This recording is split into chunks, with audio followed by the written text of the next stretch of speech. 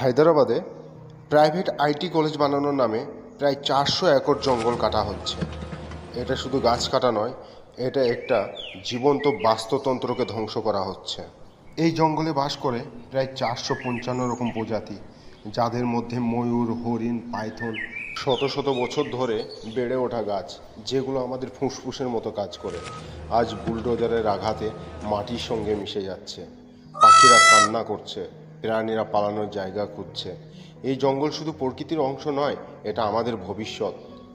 আর এই ধ্বংসের পিছনের কারণ উন্নয়নের নামে স্বার্থ। কিন্তু কার উন্নয়ন? আমাদের নাকি মুষ্টিমেয় কিছু লোকের? আজ যদি আমরা চুপ থাকি, এই অবহেলা আরও বাড়বে। কাল আমাদের নিঃশ্বাস নেওয়ার জায়গাও থাকবে না। কেন এই ধ্বংস? বিকল্প কি কিছু নেই? সবুজ রেখে কি উন্নয়ন সম্ভব নয়? তাই এগিয়ে আসুন, এই জঙ্গল বাঁচান, আমাদের ভবিষ্যৎকে বাঁচান। সোশ্যাল মিডিয়ার মাধ্যমে প্রতিবাদ করুন। #সেভ হায়দ্রাবাদ ফরেস্ট ট্যাগ ব্যবহার করুন। জয় হিন্দ।